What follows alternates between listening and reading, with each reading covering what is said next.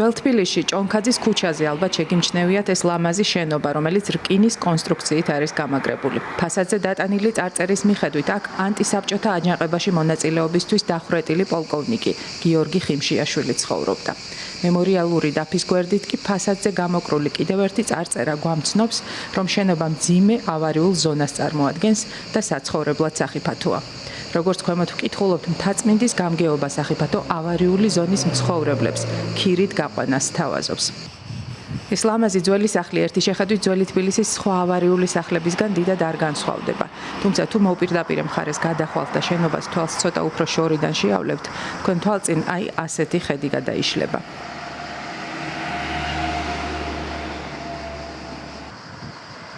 ჭონქაძის 12 ნომრის მცხოვრებლებმა კამერასთან საუბარზე უარი გვითხრეს.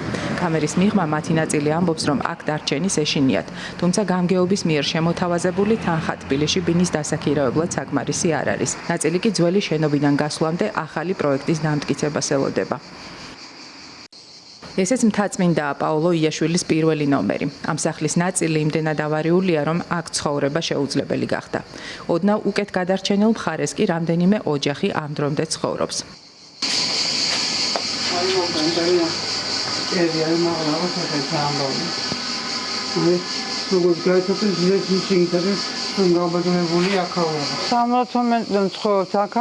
და აი ესეთ მდგომარეობაშიაც როგორც ქვია ყველაფერი არის გაუბედურებული, როგორც გაიცოდნენ ძიძას სახისწინშილო.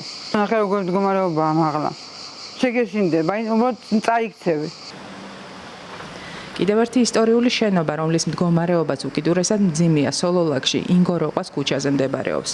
შენობის ძველი ფასადი ბზარების მიუხედავად ჯერაც სოლიდურად გამოიყურება, თუმცა ფასადს მიღმა ვითარება იმაზე საგანგაშოა, ვიდრე ერთი შეხედვით ჩანს. ეს არის მზიდი კედლის კონსტრუქციის ჩაშლა, საერთო საპირფარეშოების სივრცე იყო. ეხლა არის ზემოთ გაკეთებული ფანჯარით, იქ არის კედელი, რომელიც მეზობლისია რა ისე და იქ უნდა იცხოვროს, მაგრამ ფიზიკურად ვერ ცხოვრობს ამ მდგომარეობის გამო.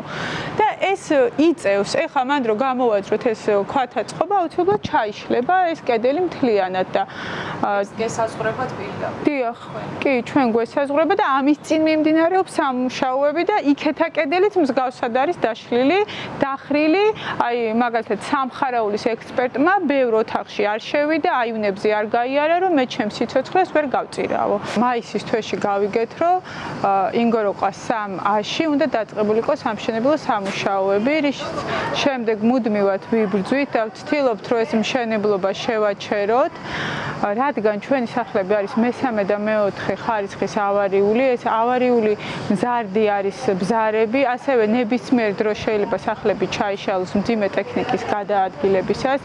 უკვე 1 წელია ველოდებით სასამართლოს, რომელიც არ ჩაანიშნულა. როცა ეს მძიმე ტექნიკა გადაადგილდება სამშენებლო არეალზე, მუდმივად კენჭები პატარა ზომის ცვივა.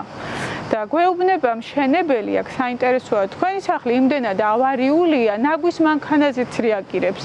ვიცით რომ ნაგვის მანქანაზე რეაგირებს, ვიცით რომ 2018 წელს იყო მესამე ხარისხის ავარიული, რო იდგა სახლი და არ ზემოქმედებდა მასზე მძიმე ტექნიკა, გახდა მეოთხე ხარისხის და აი როცა უკვე მძიმე ტექნიკა ყოველდღე შემოდის, ეს არის ძალიან რთული. რა დროს ჩაიშლება სახლი არ ვიცით და ნებისმიერ დროს შეიძლება მსხვერპლი მოყვეს. მარტის თვეში სამხარაულისგან მივიღეთ ესეთი დასკვნა, რომ სახლზე მუდმივად უნდა იდგეს სეისმოგრაფი, რომელიც გაზომავდა ვიბრაციას სამშენებლო არეალიდან. სეისმოგრაფის დაყენება ვერ მოახერხა მშენებელმა და შეჩერდა მშენებლობა.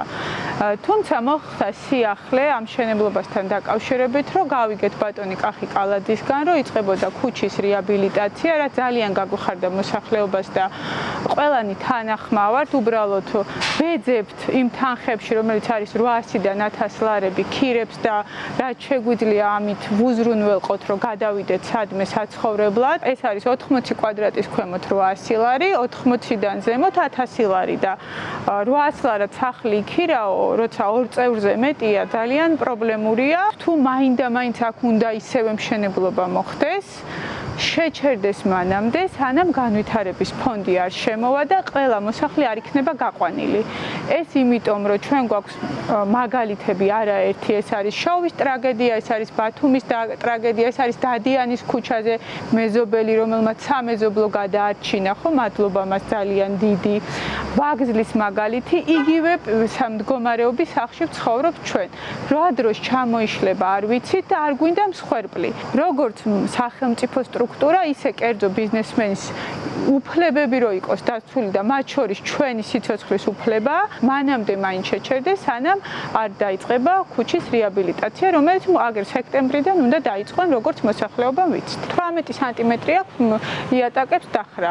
ფიზიკურად მიდის იატაკები. ხა რაც სამუშაოები აწარმოებს, მაგალითად 3 ნომერში ბიაზი მთლიანად სამშენებლო არეალისკენ გადმოიხარა, რაც იმის დასტურია, რომ მთელი სახლი წამოვიდა ამ სამშენებლო არეალისკენ. ხა იმიტომ რომ იმის უშუალოდ სარდიკველს ეხება, ხა ამ სივრცეს როცა ამოიღებენ, ჩვენ არ ვიცით რა მოყვება იმას და ვინ იღებს პასუხისმგებლობას? ჩვენ გვინდა კონკრეტული პირი, ვინ იღებს პასუხისმგებლობას ის რომ ჩაინგრეს ან ბზარები გაიზარდოს, ხო?